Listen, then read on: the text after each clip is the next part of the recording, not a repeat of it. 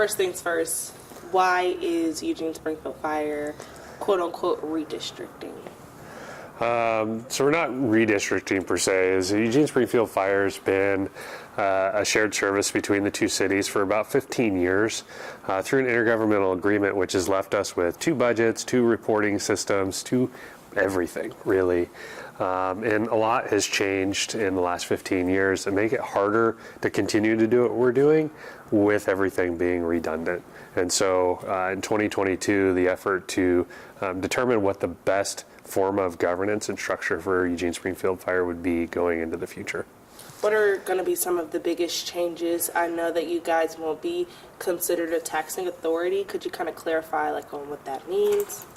Yeah, so the path chosen was an intergovernmental entity, which under the law means basically these two businesses or government agencies have decided to share their service in a way where it stands alone, or what people might be more familiar with, doing business as. So the city of Eugene and the city of Springfield will be doing their fire and EMS business as Eugene Springfield Fire going forward. Biggest change for that is that we have a single budget, we're a single employer, a single benefit structure for our firefighters. The community, for the most part, won't see any big changes in the beginning because they'll get the same great service from the same firefighters. Speaking of service, I know that one benefit can be the amount of resources that you guys have when it comes to wildfire season, or just getting access into neighborhoods otherwise would be a little bit more challenging. Can you speak to if the service area will be expanding, or? So in the beginning, we don't anticipate the service area to expand. Both cities are ready to provide services via contract to 7 other contract districts, meaning we protect all of the wildland and rural area around the cities too at this time. As far as going forward, our ability to grow and plan for or respond to wildfires will be addressed with the secondary revenue stream the city manager talked about back on December 10th, that the entity will need to not only catch up to the last 40 years of no growth in the city of Eugene, but again, plan for the growing threat from climate disasters. Can you speak to the stormwater fee? I know that was, I guess, a big topic of conversation with the increase in that amount for residents, and speak to if that's going to help this cause, if that was always in motion for this, or if it was needed to set this up. So to clarify, when you talk about stormwater fee, you're talking about the one the city did implement? Yes. Okay. So last budget cycle, the city had a big gap to fill. They looked to kind of kill two birds with one stone in applying a fire services fee. Some of it covered budget gap. The others increase service for the fire department. That didn't happen, and for the short term, they implemented an increase to the stormwater fee that had a sunset of 6 years. Could the future of the fire department and its budget needs play into that equation? I'm not sure. However, the secondary revenue stream the city manager recommended for the fire department to grow with would be coming back towards potentially the fire fee. And in that case, it would be dedicated to the fire department and overseen by the governing body. And how did we get here? Was it a combination of votes from the city council from Eugene and Springfield, or just kind of speak to that part? So what happened on December 10th was the city manager in Eugene made her recommendation to the city council.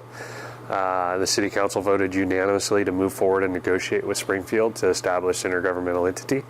The city of Springfield will take that up on January 20th, where we anticipate the city manager's recommendation to occur over there as well. And just to confirm, so this is likely to be in the works, but nothing set in stone until Springfield votes, correct? Yeah, nothing is set in stone until Springfield votes. A key component that was put into the motion in the city of Eugene is if they can agree on a few key deal points, that we come back to the city council and start the process to dissolve the functional consolidation that we operate under.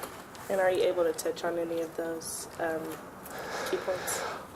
So the key points that the city manager put forward were a weighted voting system in the governing board, that it is fully independent from the cities, from the way that the chief reports, to the budget, to the services that it takes to keep the fire department moving forward, and then the third being that secondary revenue stream. And I feel like I've read somewhere in an article that residents will be able to vote for the next chief. Is that correct? No. Okay. No. As it stands right now, the fire chief works for the city of Eugene. There was some statements made over the summer by someone who suggested if we became a fire district, the chief's position's elected like a sheriff. That is not ever true. You work for a fire board in a fire district. The fire chief, the way this was presented by the city manager, would work similarly to that. The governing body would hire and fire, supervise the fire chief.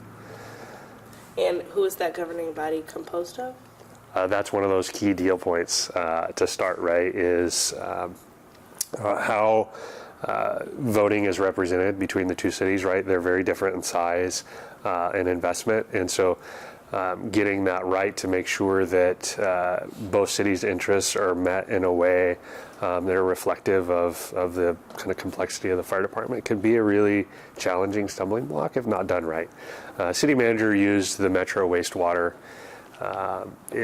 Commission as an example, meaning each elected body that is represented by that board has one elected representative, and then the others are community members at large who are appointed by their representative city councils.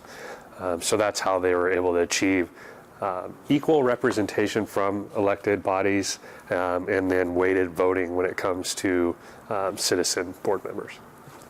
And you mentioned that residents shouldn't see a big difference. Are there any small differences from a potential new fire levy to quicker service and call times, or just anything in that capacity? Yeah, so what we anticipate with, again, the secondary revenue conversation is a significant investment in resources here in Eugene. We've put forward a plan to address service level gaps that have spanned 40 years. And so our goal is to be able to build and staff 3 new fire stations as soon as we can within that process. Is there anything that I missed that you just want viewers to know about this? I mean, I think we covered most of the high points. Understand that the next decision point will come from the city of Springfield on January 20th. And, you know, for all of us, our goal is to provide efficient, effective fire services across our community, be able to grow to meet that need.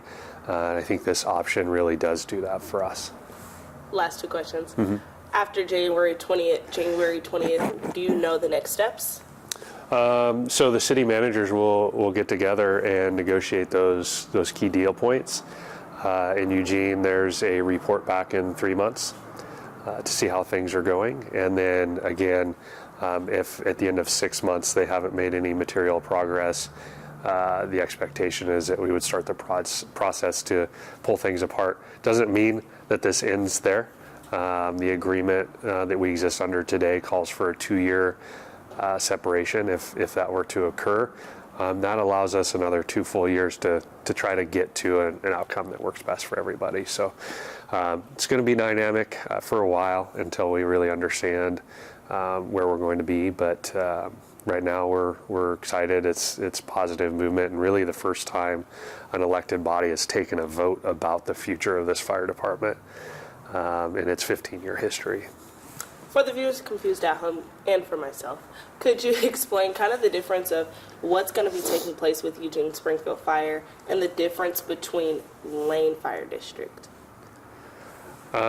So Lane Fire Authority, the fire district to our west, they were 2 fire districts that came together, I think back in 2012. They are an independent taxing special district. This will still be a joint venture between the cities. The difference will be is it has a governing body, it has a single budget, it is the single employer for all the firefighters, paramedics, and EMTs. So It's going to be confusing for folks that we would really be the first to formally operate in that environment as a fire department in the state of Oregon. Most all of them are fire districts. When we look back to our presentations to council and the math to understand the tax situation in the cities, is it's just there's not a good way to do that and grow. And what was the decision-making process in choosing this kind of nuanced approach versus just being a fire district? Well, first and foremost, the math of the fire district didn't work out. When you look at the compression, the cost to taxpayers, the difference between the way the valuation of both cities exist, it became pretty clear that there wasn't a really solid path forward for us. Whereas this option, it does exist in Washington and California. They're called authorities, not to be mistaken with their name, because Oregon doesn't recognize fire authority as a governing body. And so it's a shared service between the cities. It can be recognized as its own employer, have its own budget, do its business. It's just the cities are retain control as the parent company. Yeah. That's it. Thank you.